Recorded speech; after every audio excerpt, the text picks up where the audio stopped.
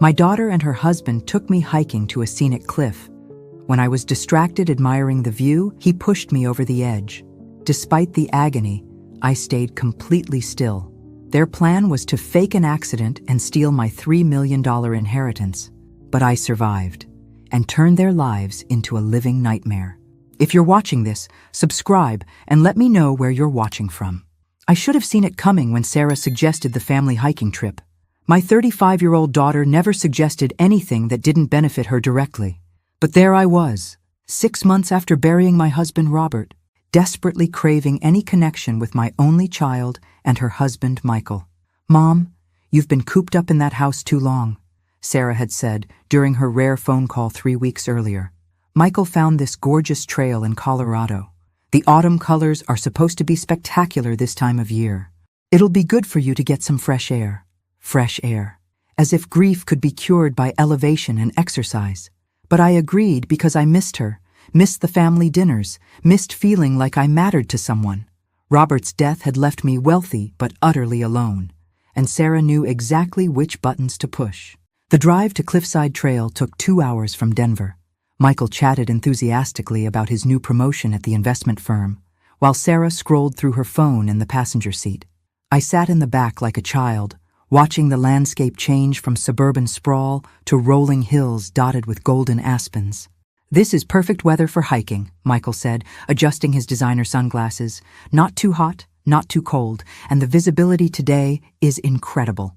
The trailhead parking lot was nearly empty on this Tuesday morning. Most sensible people were at work, not dragging their recently widowed mothers up mountain paths. But Michael had insisted Tuesday was better. Fewer crowds, better photo opportunities. "Let's get some pictures before we start," Sarah said, suddenly animated. She pulled out her phone and began taking shots of the three of us by the trail marker. "Mom, move a little to the left. Perfect. This is going to be such a nice memory." Memory. The word should have triggered alarm bells, but I was too grateful for her attention to question anything. The trail began gently, winding through stands of aspen and pine. Michael carried a large backpack filled with water bottles, granola bars, and what he called emergency supplies. Sarah walked between us, occasionally linking her arm through mine in a gesture that felt more performed than genuine. "Remember when we used to hike when you were little?" I asked her as we navigated a particularly rocky section. "Not really," she replied, her voice distracted. "Michael, how much further to the viewpoint?" "About another mile," he said, checking his GPS watch. "Trust me, it's worth it. The cliff overlooks the entire valley." Cliff, another word that should have raised red flags. But I was 65 years old, reasonably fit, and confident in my ability to handle a moderate hiking trail. What I wasn't prepared for was my own family's capacity for betrayal. The viewpoint was everything Michael had promised. A dramatic granite outcropping that jutted out over a 200-foot drop into a rocky ravine below. The autumn foliage spread out like a patchwork quilt, breathtaking in its beauty. "Isn't this incredible, Mom?" Sarah said, suddenly solicitous. "Come closer to the edge. You can see the whole valley from here." I should have noticed how they positioned themselves behind me. Should have questioned why Michael was adjusting his backpack straps so carefully, why Sarah was checking her phone again, why they both seemed nervous despite the successful hike. Instead, I stepped closer to the edge, mesmerized by the view. The wind caught my hair, and for a moment, I felt something approaching peace for the first time since Robert's funeral. That's when I felt Michael's hands on my back. The push was quick, calculated, and brutal. One moment I was admiring the golden valley below. The next I was tumbling through empty air, branches tearing at my clothes, rocks scraping against my skin. My nursing training kicked in even as I fell. Protect your head. Try to control the landing. Don't fight the momentum. But physics doesn't care about training, and gravity doesn't negotiate. I hit a ledge about 30 feet down, my left shoulder taking the brunt of the impact. Pain exploded through my body like lightning, but the ledge was narrow, barely 3 feet wide. One wrong move, and I'd continue falling to the bottom of the ravine. Above me, I could hear voices. Sarah's panicked-sounding cry of, "Mom! Oh my God, Mom!"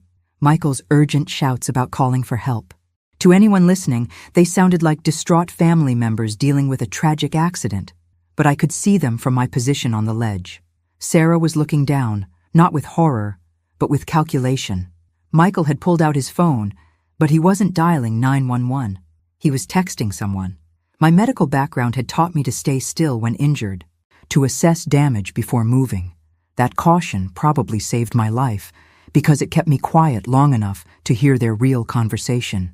"Can you see her?" Michael asked, his voice carrying clearly in the mountain air. "She's on that ledge," Sarah replied, her tone completely different from the panicked daughter act she'd performed moments earlier. "Is she moving?" "Doesn't look like it." "Should I throw some rocks?" "No, you idiot. It has to look like an accident. Besides, it's a 30-foot fall onto granite. She's probably already dead." Already dead. My own daughter was standing 30 feet above me, calmly discussing whether I was dead yet, and sounding almost disappointed that I might have survived their murder attempt. "What if she's just unconscious?" Sarah asked. "What if someone finds her and she wakes up?" "Then we stick to the story," Michael said. "She was admiring the view, got too close to the edge, slipped and fell. We're devastated. We tried to save her. These things happen with elderly people." Elderly people. I was 65, not 90, but to them, I was just an old woman whose time had conveniently come. "How long do we wait?" Sarah asked. "Give it another 10 minutes, then we hike back down and call emergency services. By the time they get here and retrieve the body, we'll be the grieving family." I forced myself to remain perfectly still, even though my shoulder felt like it was on fire and I could taste blood in my mouth. Every instinct screamed at me to call out, to let them know I was alive, to beg for help. But something deeper, some survival instinct born from 65 years of being underestimated, kept me silent. "The lawyer said the will reading is next week," Michael continued. $3 million in investments, plus the house. We can pay off the credit cards, the mortgage, maybe even buy that place in Aspen you wanted. "What about the life insurance?" Sarah asked. "Another $2 million. This little hiking trip is going to solve all our financial problems. $5 million. That's what my life was worth to them.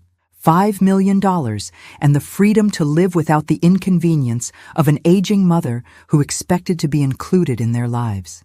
We should probably act more upset when we call it in," Sarah said. "Really sell the tragedy. Don't worry, baby, I've got this. I'll handle the authorities, you handle the tears." They spent another 8 minutes discussing the logistics of their performance. Who would call 911, what they would say, how they would explain the delay in reporting my accident. They had clearly thought this through, planned it carefully, chosen this remote location specifically because it would be hours before help arrived. Finally, I heard their footsteps moving away from the edge as they began their hike back to the parking lot. Sarah called out one last time, "Mom, can you hear me? We're going to get help." The concern in her voice was Oscar-worthy. But I was done being their victim.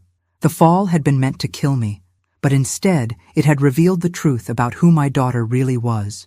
And now I had something they didn't know I possessed, knowledge of their plan, and the burning desire to destroy them with it. The pain in my shoulder was excruciating, but I was alive, I was conscious, and I was angrier than I'd ever been in my entire life.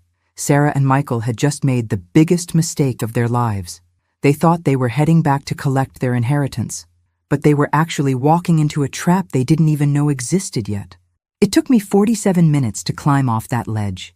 Every movement sent waves of pain through my dislocated shoulder, but fury is a powerful anesthetic.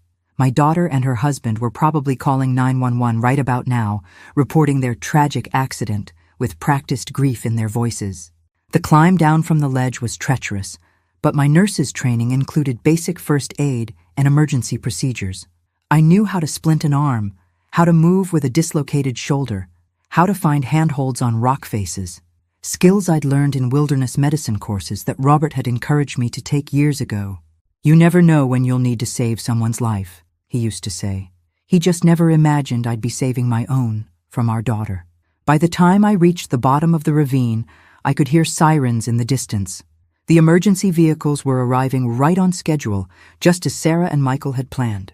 I followed a creek bed that ran parallel to the main trail, staying hidden in the tree line until I reached the road about half a mile from the parking area. A tourist couple from Texas stopped when they saw me stumbling along the roadside, my clothes torn and blood on my face. "Ma'am, are you hurt?" the woman asked, jumping out of their SUV. "Do you need medical attention?" "I took a fall on one of the trails," I said, which was technically true. "Could you drive me to the nearest urgent care clinic? I think my shoulder is dislocated." They were kind people, the sort who would help a stranger without asking too many questions. I made up a story about hiking alone, taking a wrong turn, slipping on loose rocks. They tisked sympathetically and drove me to a clinic in the next town over, insisting on waiting while I got checked out. The doctor confirmed my shoulder was dislocated, along with several nasty scrapes and what would become spectacular bruises. "You're lucky," he said while resetting the joint. "Falls like that can be fatal at your age."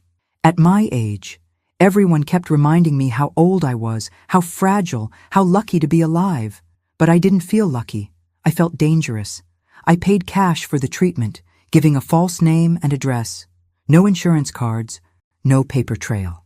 As far as the medical system was concerned, a woman named Helen Roberts had been treated for hiking injuries.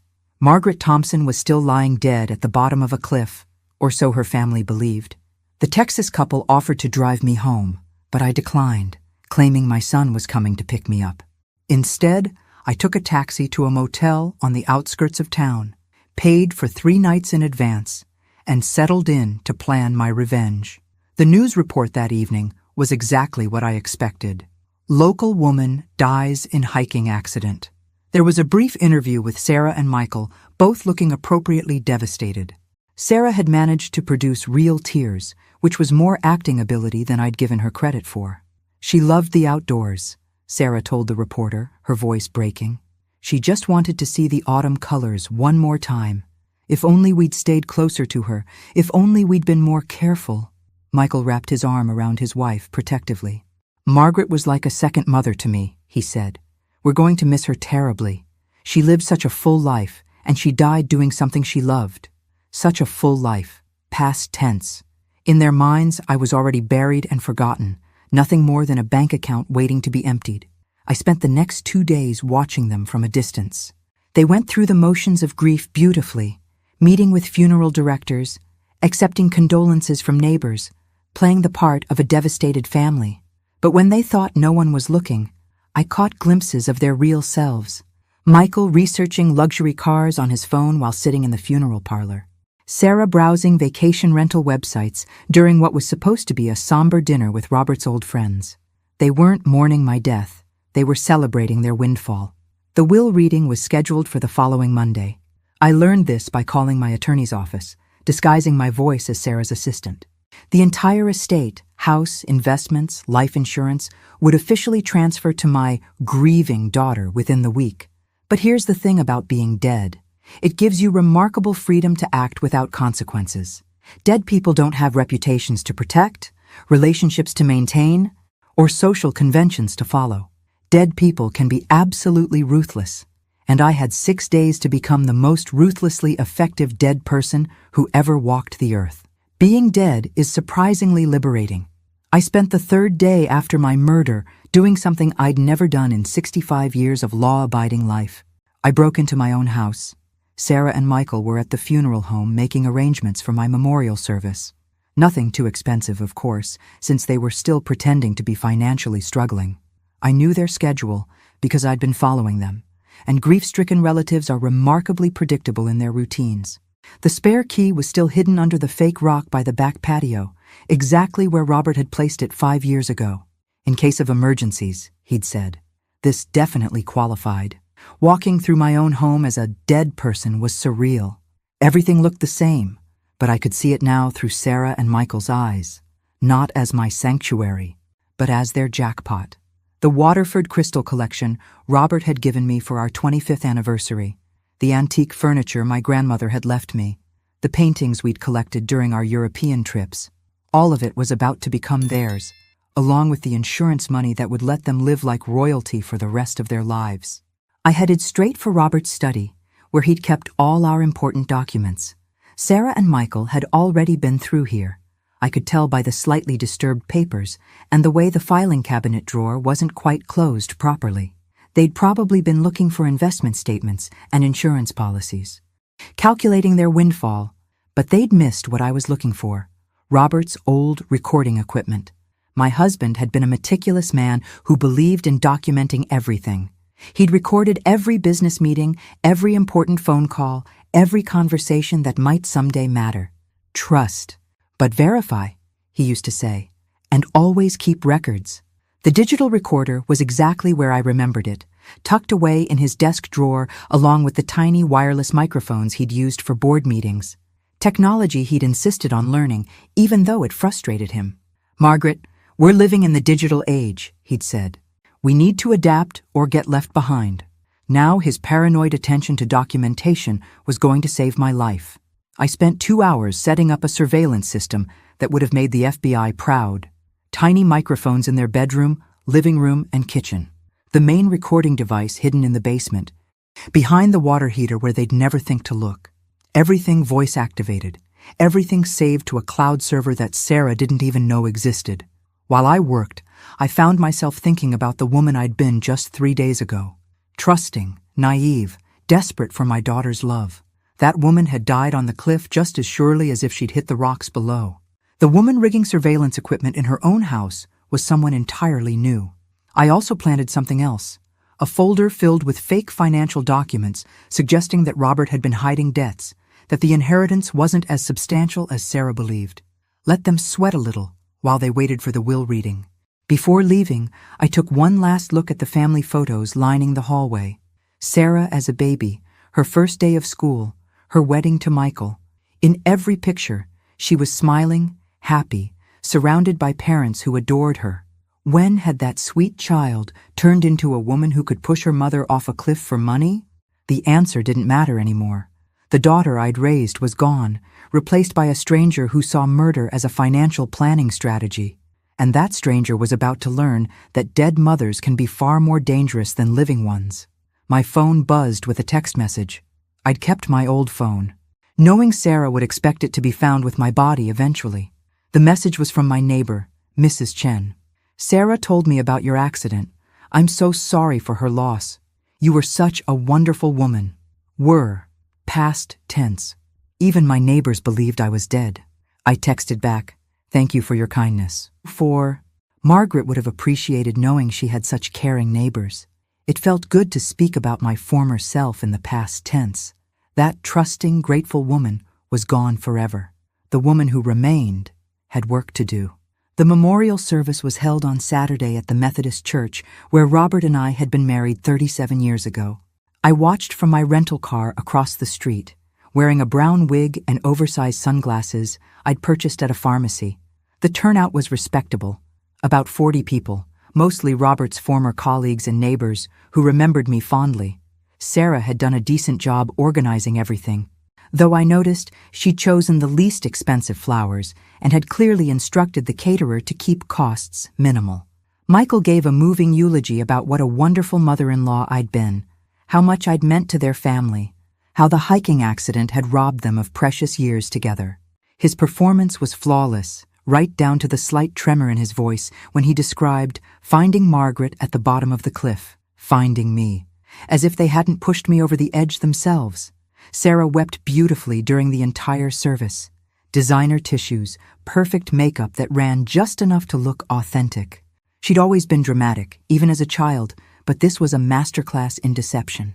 After the service, I followed the small group back to my house for the reception. Sarah had hired caterers and opened the good wine, Robert's expensive collection that she'd always coveted. I parked 3 houses down and activated the recording system from my phone. Through the wireless microphones I'd planted, I could hear everything. "The insurance adjuster is coming Monday," Michael told Sarah as they stood in the kitchen, their voices low. "He said it's routine for accidental death claims this size, but he doesn't expect any problems." "What about the will reading?" Sarah asked. "Tuesday at 10. Jenkins said it's straightforward. Everything to you as the sole heir. No complications, no challenges expected." "Good. I can't keep pretending to be heartbroken much longer. Mrs. Patterson from next door keeps bringing me casseroles and asking if I need anything. It's exhausting." I gripped my phone tighter. Exhausting. Playing the grieving daughter was exhausting for her. Once the insurance money comes through, we can pay off the credit cards and start looking seriously at that house in Aspen. Michael continued. Maybe take a trip to Europe to help with the grief. They actually laughed at that. My daughter and her husband were standing in my kitchen, drinking my wine and laughing about their plans to spend my life insurance money on a grief vacation. I do feel a little bad about the hiking thing, Sarah said, though her tone suggested otherwise. Maybe we could have found another way. Like what? Wait for her to die naturally? She could have lived another 20 years. Sarah, 20 years of family dinners and birthday calls and Christmas presents. 20 years of her thinking she had a right to be part of our lives. You're right. And honestly, she was getting more demanding lately. Always wanting to know what we were doing, always expecting invitations to everything. It was becoming a problem. A problem. I had become a problem that required a permanent solution. The conversation was interrupted by the arrival of more guests, but I'd heard enough. I had them on record discussing the murder, the insurance fraud, their complete lack of remorse. But I needed more than just confessions. I needed evidence that would hold up in court. That's when I remembered the life insurance policy details. The $5 million policy Robert had taken out 2 years ago required a waiting period for suicide claims. But there was something else. It also had a clause about deaths under investigation. If there was any question about the circumstances of death, the insurance company would conduct their own investigation before paying out. Time to make them sweat. I drove to the nearest internet cafe and created an anonymous email account. Then I sent a message to the insurance company's fraud investigation division. You should look more carefully at the Margaret Thompson death claim. Ask her daughter why she took out a cash advance on her credit card the day before the hiking trip. Ask her husband why he Googled life insurance waiting periods 2 weeks ago. Some accidents aren't really accidents. I didn't sign it, but I included enough specific details to ensure they'd take it seriously. Insurance companies hate paying out claims, and they especially hate being defrauded. The email was sent at 11:47 p.m. Saturday night. By Monday morning, Sarah and Michael's carefully planned inheritance would be frozen pending investigation. Phase 1 of my revenge was complete. Now it was time for Phase 2, making them understand exactly what they'd lost when they decided to murder their mother. The insurance investigator arrived Tuesday morning at 8:30 a.m., 2 hours before the scheduled will reading. I watched from my new vantage point, a coffee shop across from my house that had excellent Wi-Fi and clear sightlines to the front door. Sarah answered the door in a black dress, still playing the grieving daughter role. But I could see her confusion through the window as Detective Morrison showed his badge and asked to come inside. This wasn't part of their script. Through my surveillance system, I heard every word. Mrs. Walsh, I'm Detective Morrison with the Insurance Fraud Division. We've received some information regarding your mother's death that requires follow-up investigation. Information? Sarah's voice was carefully controlled, but I could hear the tension. What kind of information? The kind that suggests your mother's death might not have been the accident you reported, Morrison said. We'll need to ask you and your husband some questions. Michael appeared in the background, and I could practically feel his panic through the microphone. This is ridiculous, he said. Margaret fell off a cliff. It was a tragic accident. We were there. Yes, you were there, Morrison agreed. That's exactly what we need to discuss. The questioning went on for an hour. Morrison was thorough, asking about the timeline, the location choice, their financial situation, the timing of various credit card transactions. Sarah and Michael stuck to their story, but I could hear the cracks forming. Why did you choose that particular trail? Morrison asked. Michael found it online, Sarah replied. He thought Mom would enjoy the scenery. And you'd never been there before? No, never. But I knew that was a lie. I'd found the browser history on Michael's computer during my house break-in. He'd researched that trail extensively, looking for information about emergency response times, cell phone coverage, and accident statistics. This wasn't a spontaneous family outing. It was a carefully planned murder scene. Mrs. Walsh, can you explain this cash advance? Morrison asked, and I heard papers rustling. $5,000 withdrawn from your credit card the day before the hiking trip? Silence. Sarah was probably trying to come up with a plausible explanation for money she'd taken out to pay their overdue bills before collecting the inheritance. That was for my mother's birthday present, she finally said. We were planning to surprise her next month. A $5,000 birthday present? That's quite generous for someone you described as financially independent. More silence. Michael stepped in. Detective, we're grieving here. These questions are inappropriate and insensitive. Our lawyer advised us not to discuss financial matters without representation. That's certainly your right, Morrison said. But I should let you know that the insurance payout is frozen pending completion of our investigation. All assets related to the claim will remain under review until we're satisfied about the circumstances of Mrs. Thompson's death. The silence that followed was deafening. $5 million. Suddenly out of reach. How long does an investigation like this typically take? Sarah asked, her voice small. Depends on what we find, Morrison replied. Could be weeks, could be months. We'll be in touch. After he left, I listened to Sarah and Michael's meltdown with deep satisfaction. Someone knows, Sarah said, her voice shaking. Someone saw something, or heard something, or... It's probably just routine, Michael said, but he didn't sound convinced. Insurance companies investigate all large claims. $5,000, Michael. Why did you let me take out that cash advance? It looks suspicious. Because we needed the money. The mortgage payment was due, and we couldn't wait for her to die naturally. There it was, another admission on record. What if they find something? What if someone saw us on the trail? What if there are security cameras somewhere we missed? Then we stick to the story, Michael said. We're innocent. We loved Margaret. Her death was a tragic accident that devastated our family. But their panic was showing. The perfect plan was unraveling, and they had no idea that their biggest problem wasn't the insurance investigation. Their biggest problem was that I was still alive, still listening, and just getting started. I finished my coffee and checked my watch. The will reading had been postponed due to the insurance hold, but Sarah and Michael didn't know that yet. They were probably getting dressed right now, preparing to inherit an estate that would never be theirs. Time for them to learn that dead mothers make the most dangerous enemies of all. That evening, I made my first direct move. I called Sarah's cell phone from a number she wouldn't recognize, using a voice distortion app I'd downloaded. "Enjoying your inheritance, Sarah?" I asked when she answered. "Who is this?" "Someone who knows what you did to your mother." The line went dead immediately, but I could hear her panicked voice through the surveillance system. "Michael, someone knows. Someone just called me about Mom." Phase 2 was complete. Now they knew they were being watched. Time for Phase 3, making them pay. The anonymous phone calls became my specialty over the next week.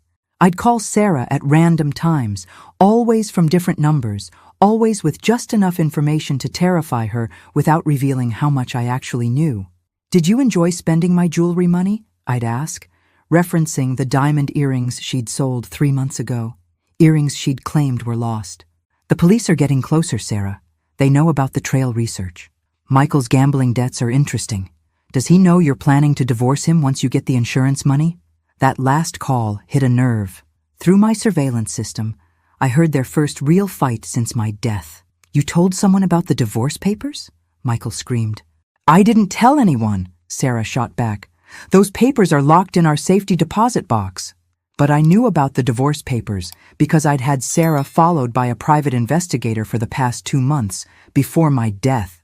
Robert's illness had taught me to be suspicious about money, and something about Michael's behavior around our investments had troubled me.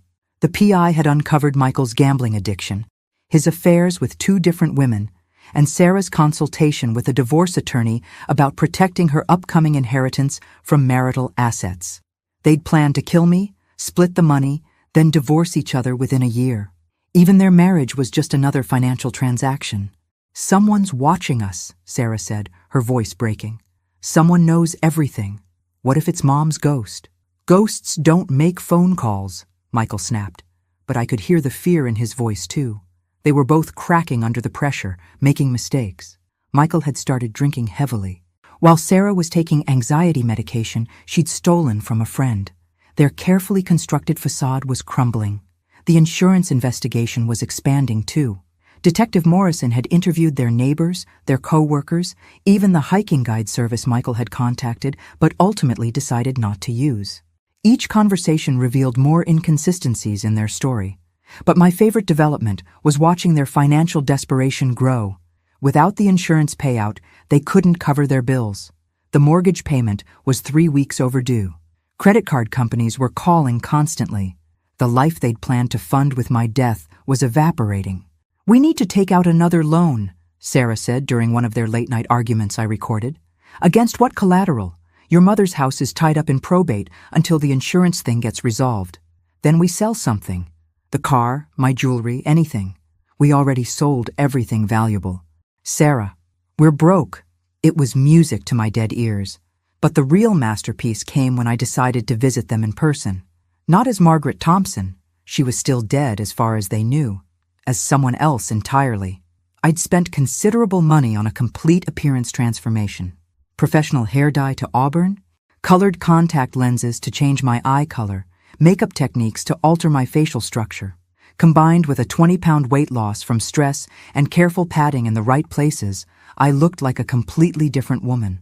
I knocked on their door Tuesday evening, introducing myself as Helen Morrison, Detective Morrison's partner from the Insurance Fraud Division. "Mrs. Walsh, I'm sorry to bother you so late, but we have some new information about your mother's case that couldn't wait." Sarah's face went white, but she invited me in. Michael appeared moments later, clearly drunk. "What kind of information?" he asked, swaying slightly. "The kind that changes everything," I said, settling into the living room chair where I'd sat for countless family dinners. "We found something at the bottom of the cliff." The silence was electric. Sarah gripped Michael's hand so tightly her knuckles went white. "What did you find?" she whispered. I reached into my briefcase and pulled out a small recording device. Actually just an old digital camera, but they couldn't tell the difference in the dim lighting. "Your mother's personal recorder. She was apparently in the habit of documenting her activities. Very thorough woman." Michael's face went gray. "That's impossible. Mom didn't use technology like that." But Sarah knew better. She remembered how meticulous I'd always been about keeping records, how I'd documented everything after Robert's cancer diagnosis. Her face told me she was imagining all the conversations that might be on that device. "The recording cuts off abruptly," I continued, "but we can hear voices in the background. Your voices, specifically, having a very interesting conversation about insurance policies and financial problems." "We want a lawyer," Michael said immediately. "That's certainly your right," I agreed, standing up. "But I thought you should know. The district attorney is planning to file charges tomorrow morning. Murder in the first degree, insurance fraud, conspiracy. The recording provides clear evidence of premeditation." Sarah started hyperventilating. Michael began pacing like a caged animal. "Unless," I added casually, "you'd like to cooperate with our investigation. Help us understand exactly what happened on that trail." "What kind of cooperation?" Sarah asked through her tears. "Full confession. Details about the planning, the execution, your financial motives. In exchange, we might be able to negotiate lesser charges." I left them with 24 hours to decide, knowing they'd spend every minute of it in hell. They called Detective Helen Morrison at 6 a.m. the next morning. Sarah's voice was hoarse from crying. Michael's was shaking from withdrawal sweats. "We want to make a deal," Sarah said. "Meet us at the police station at noon," I replied. "Bring your lawyer." Of course, I had no intention of meeting them at any police station. Instead, I spent the morning setting up the final phase of my plan.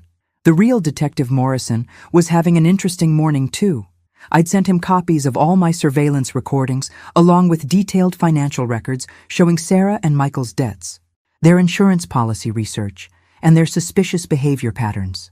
I'd also included the fake confession I was about to extract from them. By the time Sarah and Michael arrived at the police station at noon, Detective Morrison was waiting with actual arrest warrants, but I wasn't done with them yet. While they were being processed downtown, I was back at my house, the house they'd planned to inherit, making some final preparations. I'd been living in motels for 2 weeks, but tonight I was coming home. The surveillance equipment stayed active. I wanted to record everything that was about to happen. They made bail that evening, using the last of their credit card cash advances. When they returned to their house, exhausted and traumatized, they found me sitting in their living room. Not Helen Morrison, not a detective.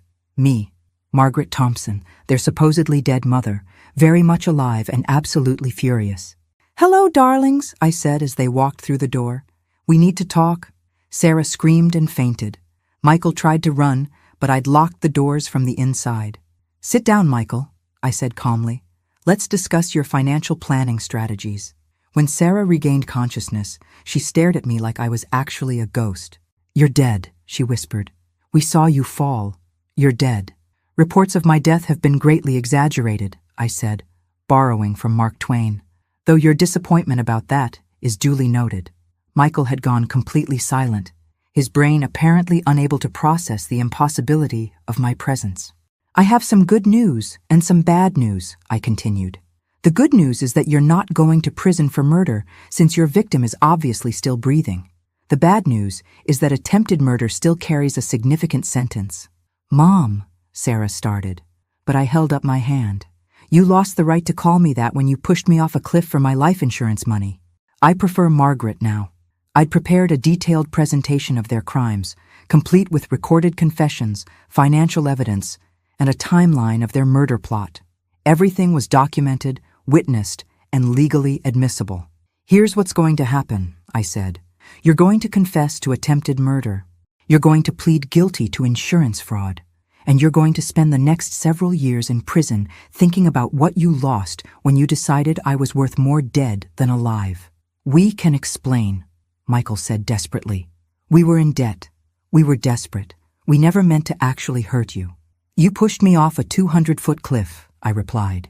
"Exactly which part of that wasn't meant to hurt me?" Sarah was crying again, but these weren't the crocodile tears she'd shed at my memorial service. These were the tears of someone whose entire world was collapsing. "I'm sorry," she sobbed. "I'm so sorry, Mom. We made a terrible mistake." "No," I corrected her. "You made a calculated decision to commit murder for money, and now you're going to live with the consequences." But there was one more surprise waiting for them. "Before we conclude our family reunion," I said, pulling out a thick legal document, "there's something else you should know about your inheritance." Both Sarah and Michael looked at the papers with desperate hope. Even facing attempted murder charges, they were still thinking about money. "The will reading you missed while you were being arrested?" I continued. "It contained some interesting provisions." This was my masterstroke, planned during those long hours in the motel room while they thought I was dead. I'd had my attorney draw up a new will 3 days before the hiking trip, one that Sarah and Michael knew nothing about. "I changed my will 2 weeks ago," I said. Funny thing about Mother's intuition. Something told me I needed to be more careful about my estate planning. Sarah's face went white. "What kind of changes?" "The kind that reflect my growing concerns about your financial stability and decision-making capabilities." I opened the document and began reading the relevant sections. "In the event of my death under suspicious circumstances, or if my daughter Sarah Walsh or her husband Michael Walsh are charged with any crimes related to my death, all assets previously designated for their inheritance shall be transferred to the following charities." I listed them all: the children's hospital where I'd volunteered, the animal shelter where Robert had adopted our dog, the scholarship fund at my old nursing school, organizations that would actually use the money to help people instead of funding luxury vacations and gambling debts. $5 million, I continued, going to people who deserve it instead of people who tried to murder me for it. Michael looked like he might have a heart attack. "You can't do that. We're your family." "Family doesn't push family members off cliffs," I replied. "Besides, this is all academic since I'm not actually dead. The money was never yours to begin with." But Sarah was staring at the document with growing horror. "The date," she whispered. "The date on this will... It's from before the hiking trip." "That's correct. I had some concerns about your lifestyle choices and wanted to ensure my money would be used responsibly." The truth was even more devastating than my lie. I'd been planning to revise my will anyway, not because I suspected they'd try to kill me, but because I'd grown tired of bankrolling their irresponsible spending. The hiking trip had just accelerated my timeline. "So even if you'd succeeded in murdering me," I said, "you wouldn't have inherited anything anyway. You would have committed murder for nothing." The silence that followed was deafening. All their planning, all their risk-taking, all their betrayal, and it was all for money they were never going to receive. "What happens now?" Sarah asked, her voice barely audible. "Now you go to prison," I said simply. "The district attorney has enough evidence to convict you both. The recordings, the financial records, your behavior patterns, it's all very compelling. And then? Then you live with the knowledge that you destroyed your family for money you were never going to get, that you traded your mother's love for a pipe dream, that you are exactly the kind of people who deserve to lose everything. I stood up, gathering my papers. Oh, and one more thing. I'm donating your house to charity too. Turns out I co-signed for your mortgage, which makes me a co-owner. Since you'll be unable to make the payments from prison, I'll be assuming full ownership and gifting it to the homeless shelter downtown. Michael lunged toward me, but I was ready. The pepper spray I'd been carrying since my resurrection stopped him cold. Violence seems to run in the family, I observed as he writhed on the floor. Good thing I've learned to defend myself. I walked toward the door, then turned back for one final comment. For what it's worth, I really did love you both. But love has its limits, and attempted murder is definitely beyond them. I left them there, crying, defeated, and finally understanding the true cost of their greed. But I wasn't quite finished with them yet. The trial was a media sensation. Mother returns from dead to testify against daughter's murder plot made headlines across the country. I gave exactly one interview to a local reporter who'd covered Robert's obituary with unusual kindness. "How does it feel to be betrayed by your own child?" she asked. "It feels like clarity," I replied. "For the first time in years, I see people exactly as they are instead of as I hoped they might be." Sarah and Michael's defense attorney tried to argue temporary insanity, financial desperation, even claimed I'd driven them to it through emotional manipulation. None of it worked. The recordings were too clear, the evidence too overwhelming. But the real revelation came during Sarah's testimony. "Why did you decide to kill your mother?" the prosecutor asked.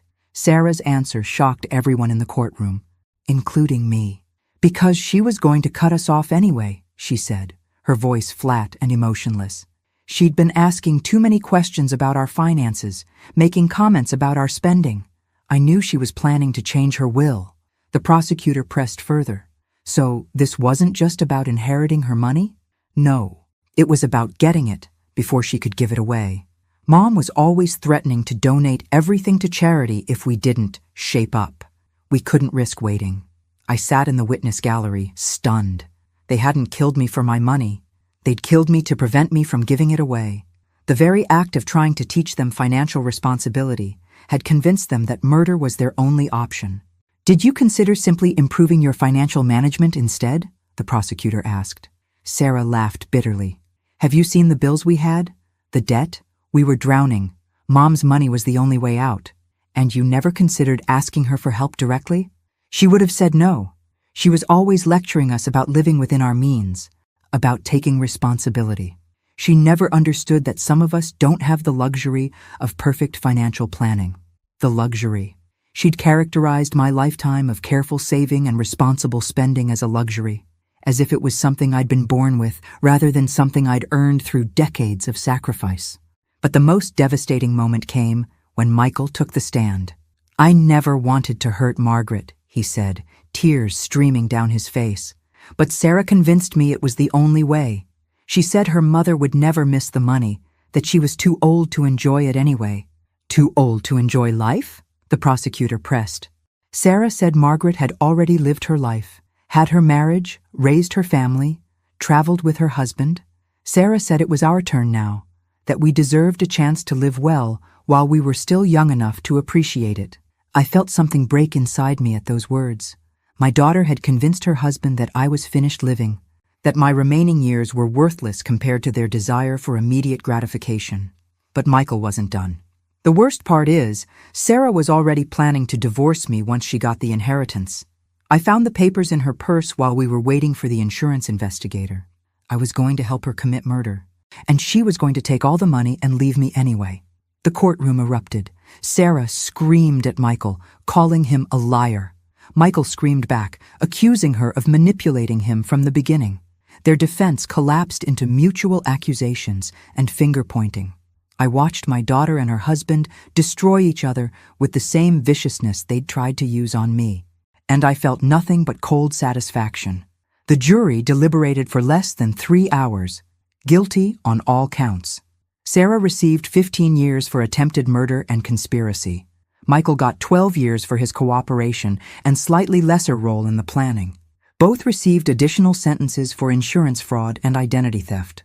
As they were led away in handcuffs, Sarah turned to look at me one last time. "I hope you're satisfied," she said. "I am," I replied. Finally. But there was still one more chapter to this story. 6 months after the trial, I did something I'd never done in my entire life. I threw myself a party. Not a birthday party or anniversary celebration, but a still alive and loving it party.